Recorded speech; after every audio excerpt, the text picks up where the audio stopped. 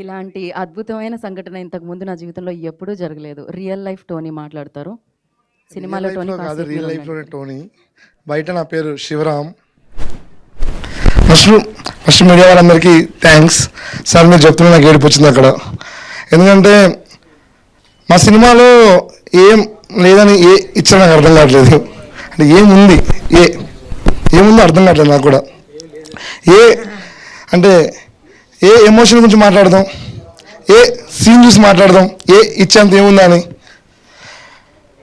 అంటే సినిమా ఇప్పుడు మామూలుగా సింగిల్ సీన్స్కి వెళ్తున్నప్పుడు చాలా రోజులు అయింది ఒక సినిమా చూస్తుంటే జనాన్ని క్లాప్స్ కొట్టడం. నేను మా సినిమాకి చూసిన అంటే పీపుల్ అరవడం వేరు, గోల చేయడం వేరు. కానీ ఒక సినిమా కోసం లేచి చప్పట్లు కొట్టడం నేను చాలా రోజుల తర్వాత చూసా. అలాంటి సినిమాకి ఇప్పుడు ఫ్యామిలీస్ దగ్గర చేరాలంటే ఆ సినిమాకి ఒక కేటగిరీ సర్టిఫికేట్ ఇస్తే బాగుంటుంది. కానీ మా సినిమాకి వచ్చింది అంటే మాది నల్గొండలో అంటే ఎక్కడో నల్గొండలో పుట్టిన ఒక అబ్బాయి, వాడు చిన్నప్పటి నుంచి చాలా కష్టాలు పడుకుంటూ సినిమాలకు వెళ్ళడం చాలా కష్టం. కృష్ణనగర్లో తిరుక్కుంటూ అక్కడి నుంచి ఇక్కడ దగ్గర చాలా కష్టం ఉంటే డ్రీమ్లో ఉంటుంది. ఏముంటుంది, మా ఊర్లో మా సినిమా వస్తే అందరు చూడాలని ఉంటుంది. లోపల అనిపిస్తుంటుంది మా మమ్మీని చూపెట్టాలి, అందరు చూపెట్టాలని. కానీ నల్గొండ నుంచి ఫ్రెండ్స్ ఫోన్ చేసి అడుగుతారు, మీ ఫ్యామిలీతో సినిమాకి వెళ్ళిరా అంటే, అరే మీ సినిమాలో బూతులు ఉంటాయిరా, బుక్ చేస్తుంటేనే 18+ అని వస్తుందిరా అని చెప్తారు. అరే మీరు వెళ్ళి చూడండి రా మీ మమ్మీ డాడీతో, అందులో ఏమి ఉండవు అసలు అని నేను చెప్పుకోవాల్సి వస్తుంది. అంటే చెప్పుకోవాల్సినంత అవసరం ఏముంది, మేము నిజంగా మంచి సినిమా తీసినాం. అందుకే ఫస్ట్ మేము చాలా కాన్ఫిడెంట్గా ఉన్నాం.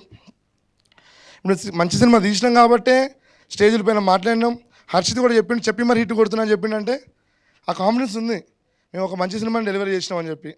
ఈరోజు మీడియా వాళ్ళు మాట్లాడుతుంటే అర్థమవుతుంది మేము ఎంత గొప్ప సినిమా తీసామని. ఇన్ని రోజులు మంచి సినిమా అనుకున్నాం, కానీ అది గొప్ప సినిమా ఇప్పుడు అర్థమవుతుంది. నిన్న కూడా అందరూ న్యూ ఏజ్ మూవీ అంటున్నారు, కానీ నేను బ్రహ్మరంభకి వెళ్తే అర్థమైంది మాది న్యూ ఏజ్ మూవీ కాదు, ఒక ర్యాంపేజ్ మూవీ అని అర్థమైంది నాకు. ఇంకోటి థ్యాంక్స్ చెప్పాలంటే నాకు అది పెద్దగా మాట్లాడడం రాదు, కానీ శ్రీకాంత్ నాకు చెప్పాలనుకుంటున్నా. ఎందుకంటే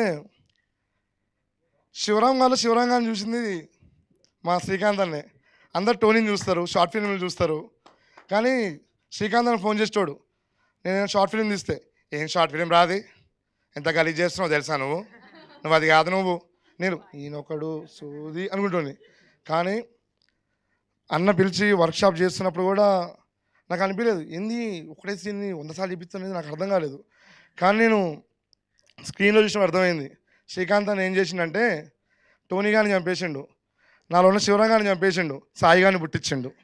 థ్యాంక్ యూ అన్న. మా సినిమాకి అందరు రండి, వచ్చి చూడండి. మీరు అనుకున్న ఏ విషయం మా సినిమాలో లేవు, ఫ్యామిలీ అంతా కలిసి హాయిగా చూసుకున్న సినిమా మాది. Thank you. సో లేదు కానీ ఈ ఉంది, ఎమోషనల్, ఎల్ ఉంది, love. So thank you so much.